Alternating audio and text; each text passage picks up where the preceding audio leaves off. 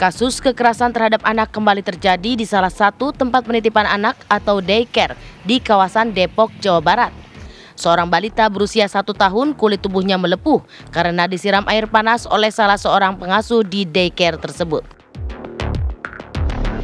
Pelaku Septiani mengaku ia tega menganiaya korban karena kesal bocah yang diasuhnya itu terus-menerus menangis. Septiani baru bekerja selama 5 bulan sebagai pengasuh daycare. Usai kejadian, pelaku sempat menghubungi orang tua korban dan berpura-pura menanyakan perihal luka bakar di tubuh korban. Berdasarkan hasil pemeriksaan, kondisi korban mengalami luka bakar di bagian bahu, telinga, dan punggung.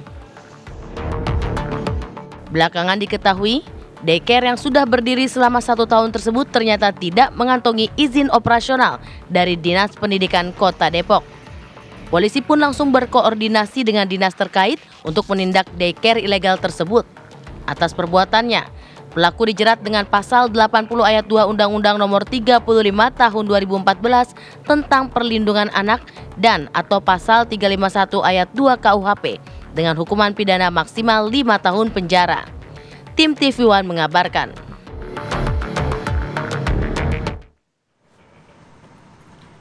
Untuk memperbarui informasi mengenai penganiayaan yang dilakukan pengasuh di daycare di Depok, Jawa Barat, kami ajak Anda bergabung bersama dengan Kombes Pol Arya Perdana, Kapolres Metro Depok. Selamat pagi Pak Kapolres, kondisinya memangnya daycare ini tidak berizin begitu sehingga juga tidak terdata. Mungkin dari para pengasuhnya itu seperti apa backgroundnya? Ya, karena informasi kita dapat seperti itu Pak. Iya. Ya, jadi berdasarkan penelusuran kami dari lapangan, daycare ini memang sudah mengajukan izin usaha, jadi sudah punya NIB, tetapi belum memiliki izin untuk mendirikan daycare. Nah, oleh karena itu, pengasuh-pengasuh yang di sana pun memang tidak tersertifikasi sebagai pengasuh anak. Artinya ada beberapa pengasuh termasuk pelaku ya, dia sebelumnya bekerja sebagai ART. Nah, setelah itu si pelaku ini dulu memang pernah bekerja di daycare yang cabang dari daycare yang ini. Nah, bekerja di daycare ini baru 5 bulan dan memang karena tidak mempunyai sertifikasi sehingga kondisi psikologis ketika menghadapi anak yang rewel begitu ya, sehingga emosi yang meluap dan melakukan tindakan penganiayaan terhadap anak tersebut. Oke. Kalau kami boleh tahu mengenai mekanisme kerja di dalam daycare tersebut, Pak, ada berapa pengasuh sebenarnya yang ditugaskan pada saat kejadian itu? Apakah memang si pengasuh yang menjadi tersangka ini bekerja sendirian, saat itu mungkin kewalahan sehingga punya masalah psikologis dalam mengasuh anak-anak titipan di situ atau bagaimana, Pak? Ya, jadi daycare ini itu hanya dititipi 4 orang anak dengan pengasuh sebanyak 2 orang. Nah, pagi itu ketika kejadian sebenarnya anaknya ada 2 di sana, ya ada 2 anak yang dititipkan di sana dan kebetulan pengasuh yang menjadi pelaku ini adalah pengasuh yang menginap di daycare tersebut.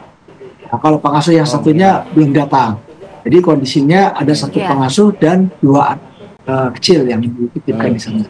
Ketika kejadian, si korban ini menangis karena dia BAB gitu ya, terus dibawa ke depan kamar mandi untuk dibersihkan. Namun pada saat dibersihkan disiram dengan air dingin, mungkin para anak kecil terus jadi menangis begitu ya, nangis terus menerus sehingga emosi si pelaku dan mengambil air panas dengan gayung lalu disiramkan ke anak kecil tersebut. Jadi kondisinya setiap harinya itu hanya 4 orang saja dan pengasuhnya ada 2. Cuma itu masalahnya karena memang pengasuhnya tidak punya keahlian, kompetensi untuk mengasuh anak. Iya, begini Pak Kapolres, ini kan naluri seorang wanita sih seharusnya kan kalau melihat anak balita begitu ya, penuh kasih sayang lah paling tidak. Nah, artinya dari pemeriksaan lanjutan terhadap tersangka ini, terhadap pelaku, apa yang disampaikan selain dari katanya dia kesal dengan bayi ini menangis? Apa memang perilakunya ini selalu dengan penuh kekerasan atau seperti apa? Kalau dari penelusuran kami sebenarnya perilakunya biasa-biasa saja ya. Karena di beberapa kali kegiatan semenjak tersangka ini menjadi pengasuh di daycare, itu tidak ada tindakan-tindakan yang sifatnya merugikan anak kecil. Nah, baru kemarin gitu ya, kemarin itu yang pada saat kejadian tanggal 2 Desember, pelaku ini menyiramkan air panas ke tubuh korban. Gitu. Jadi kalau dilihat kesehariannya sebenarnya normal-normal saja, tidak ada gangguan salah psikisnya. Oke. Kabarnya pelaku ini sempat menutupi perbuatannya, berpura-pura tidak tahu begitu bahwa ada luka bakar yang terjadi pada si anak tersebut yang dititipi kepadanya. Ya, jadi ini tipologi si tersangka ya selalu ingin mencari pembenaran. Tetapi kejadiannya sebenarnya begini, pada saat kejadian pelaku ini kan menyiram air panas lalu menyiramkan lagi air dingin dengan maksud siapa tahu lukanya ini sembuh gitu ya. Nah itu didiamkan menangis terus sampai akhirnya datang pengasuh satunya. Nah, pengasuh satunya itu datang sekitar jam 7.30 dan melihat kondisi anak tersebut sudah melepuh begitu ya. Ditanyakan, ya nggak tahu kenapa, kayak gitu. Sehingga pengasuh yang satunya membawa ke rumah sakit si korban, lalu dilaporkan ke orang tuanya. Oke. Pada saat dibawa ke rumah sakit, kondisi korban seperti apa, Pak Kapolres? Ya, kondisi korban ya setelah disiram air panas ya, jadi ada melepuh di bagian telinga sebelah kiri, di pundak juga ya, di bagian leher gitu ya, itu ada semacam luka bakar ya, karena memang disiram dengan air yang cukup panas gitu ya, 2 kali dengan gayung. Itu kondisi korban juga menangis terus ya, dan akhirnya dibawa ke rumah sakit oleh pengasuh yang satunya. Oke. Untuk pasal yang disangkakan seperti apa, Pak? Jadi kita untuk pelaku ini kami mengenakan Undang-Undang Perlindungan Anak dengan pasal 80 ayat 1 dan ayat 2. Ancaman hukumannya maksimal 5 tahun. Juga kita cover dengan KUHP pasal 351. Yang ancaman hukumannya juga maksimal 5 tahun. Baik. Kalau untuk daycare-nya sendiri, Pak Kapolres, karena mempekerjakan pengasuh yang tidak bersertifikasi? Termasuk tidak punya izin? Iya.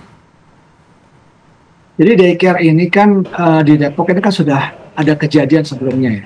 Jadi kita melakukan razia itu ke beberapa daycare bersama dengan pemerintah kota. Setiap tempat yang mengaku sebagai daycare yang tidak punya izin langsung disampaikan oleh Dinas Perizinan di Kota Depok untuk ditutup. Kadang-kadang mereka memang menjadikan satu, misalnya PAUD dengan daycare, itu nggak boleh itu. Karena izinnya sebenarnya masing-masing.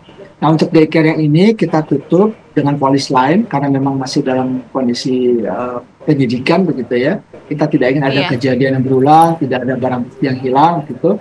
Sedangkan Dinas Perizinan kemarin juga sudah datang ke sana dan menyatakan bahwa ini memang tidak ada izinnya, tidak pernah mengajukan izin. Sehingga nanti akan dilihat kembali pengajuan izin usahanya itu apakah akan dihentikan atau nanti dari Dinas Perizinan di Kota Depok.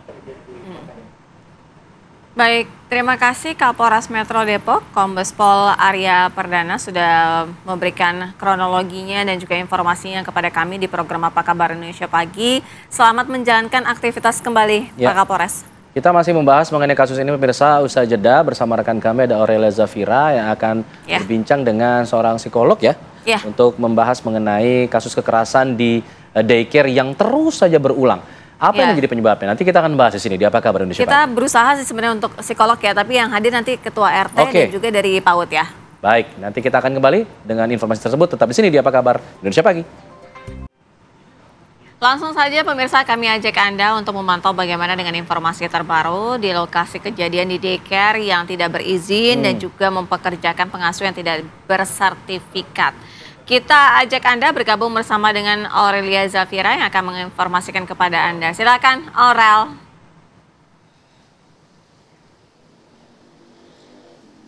Ya baik Sira Safira, Alfat dan juga pemirsa, selamat pagi. Benar sekali, pagi ini kami sudah berada di tempat kejadian perkara penganiayaan balita, tepatnya ada di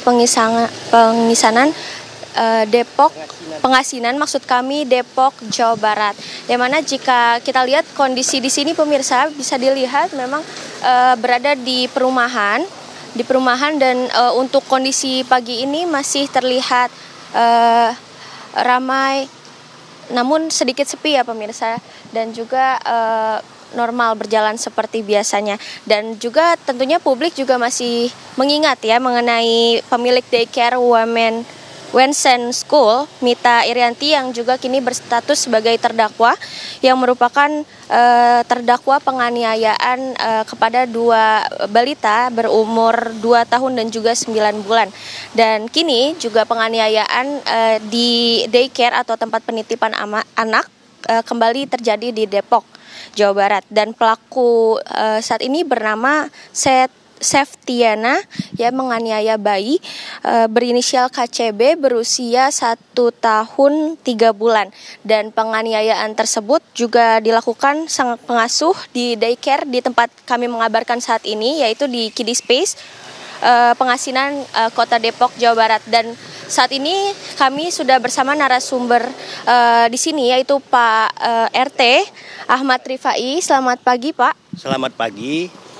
Ya. Saya mau tanya-tanya sedikit mengenai kasus penganiayaan oleh pengasuh ya di Kiddie Space ini. Bagaimana sih Pak kronologinya? Bisa diceritakan sedikit? Ya, terima kasih. Selamat pagi pemirsa. Untuk kronologisnya yang bisa saya sampaikan seperti ini. Daycare ini sebenarnya bukan yang pemilik daycare. Yang pemilik daycare ini datang ke saya kira-kira bulan Juni pertengahan. Dia nyewa di sini dan akan mendirikan penitipan anak. Dan dia minta izin ke kita sampaikan izin ke lingkungan samping kiri kanan, kalau izin baru kita nanti dilanjutkan ke kelurahan. Setelah itu dia sudah meminta ke kita dan kita sudah mengasih izin. Untuk selanjutnya kita tidak tahu perizinannya seperti apa di Pemda. Untuk selanjutnya daycare ini beroperasi mulai bulan Juli. Kalau untuk yang namanya kegiatan sehari-harinya sih kita lihat biasa-biasa aja. Untuk pengasuhnya kita juga nggak dilaporkan ada berapa pengasuh di sini, kan itu nama-namanya, alamatnya juga nggak dilaporkan. Untuk kejadian ini sendiri pun saya sebenarnya tahunya dari penyidik, karena ada penyidik ke sini. Kebetulan saya ada di lokasi, lagi ada kerjaan di lokasi. Saya tanya, ada apa ini Pak? Itu ternyata polisi ini bilang, Bapak siapa? Saya bilang, saya ketua RT, kebetulan ketua RT di sini. Bapak belum tahu. Ya makanya saya bertanya, ada apa? Disitulah dia bilang kalau ada penganiayaan di sini. Untuk penganiayaan itu sendiri kronologisnya nggak paham betul saya. Saya pahamnya dari berita gitu. Untuk selanjutnya sekarang ini anaknya itu sudah berada di rumah sakit, begitu Bu. Untuk keseharian daycare ini sendiri Pak, berarti Bapak pernah melihat nggak untuk pengasuh-pengasuhnya, bagaimana tuh Pak kesehariannya? Kalau untuk pengasuhnya, ya kan di dalam nggak pernah kita lihat, karena gerbangnya tertutup, pintunya dibuka. Terus pengasuhnya pun kita nggak tahu yang mana pengasuh, yang mana ibunya, gitu. Seperti itu Bu. Jadi untuk orang tua dari korban sendiri Pak, apakah juga dari lingkungan RT sini atau dari daerah sini Pak? Kalau korban itu bukan orang sini, orang tuanya bukan orang sini juga. Kita juga belum tahu alamatnya sampai sekarang. Kalau untuk daycare Kiddie Space ini sendiri bukanya di jam berapa dan tutup di jam berapa Pak? Maksud kami aktivitasnya itu seperti apa? Aktivitasnya itu untuk penitipan anak itu udah dibuka mulai dari pagi, dapat informasi hari Selasa kemarin. Dibuka mulai dari jam 5 pagi, tutupnya sampai dijemput anaknya, sampai malam. Begitu. Berarti ini sekali lagi berarti belum punya izin ya Pak ya? Saya dengar dari berita untuk izin dari yang terkait ya pusat belum ada. Kalau izin RT kita kan itu semuanya pengurusan dari RT dulu. Selanjutnya kan diurus ke pusat, begitu. Tapi sementara untuk di lingkungan ini sebenarnya rame nggak sih Pak? Kalau lingkungan ini rame, karena ini termasuk jalan lintas juga di daerah sini. Gitu. Ada update terbaru nggak Pak untuk kondisi korban yang mana juga masih bayi ya Pak, satu tahun 3 bulan. Kalau update terbaru yang kita dapat informasi, bayi tersebut masih dirawat di rumah sakit. Rumah sakit mana Pak? Nama rumah sakitnya Bunda apa gitu, kurang paham ya. Di daerah Depok ya, dekat stasiun Depok Baru. Kalau Pak Rifai sendiri kenal nggak dengan pelaku penganiayaan? Nggak kenal sama pelaku dan belum pernah jumpa juga sama pelaku itu. Tapi untuk pemilik daycare sendiri apakah kenal Pak? Kalau sama pemilik daycare-nya saya kenal. Dia kan ngontrak di sini. Karena dia kan saya bilang tadi itu pertengahan bulan Juni dia datang laporan ke kita mau mengadakan ini penitipan anak di sini. Kenal begitu aja. Dari semenjak awal ada informasi kasus penganiayaan ini, apakah sudah bertemu dengan pemilik daycare-nya Pak? Belum, sampai sekarang belum. Belum. Untuk komunikasi juga belum juga. Untuk masalah korban ini belum ada informasi dari pemilik daycare, belum ada sampai sekarang. Kalau dari warga sendiri Pak, sekitar sini ada keluhan nggak Pak? Ya kalau keluhan sih seperti yang kita rasakan semua, pasti miris lah melihat korban itu kan udah menyebar di media ya. Kita sendiri juga sebagai RT nanti udah harus berhati-hati ke depannya. Terima kasih banyak Pak Rifai. Ya baik, Sira Safira, Alfat dan juga pemirsa, itu tadi bincang kita dengan narasumber kami yaitu Pak RT, Pak Rifai, Alfat dan juga Sira. Saya kembalikan ke Anda di studio. Baik. Ya, Aurela Zafira mengabarkan dari depan daycare yang bermasalah ya. Semoga ini menjadi pelajaran, tidak terulang lagi di daycare-daycare lainnya. Terima kasih atas laporannya, Aurelia.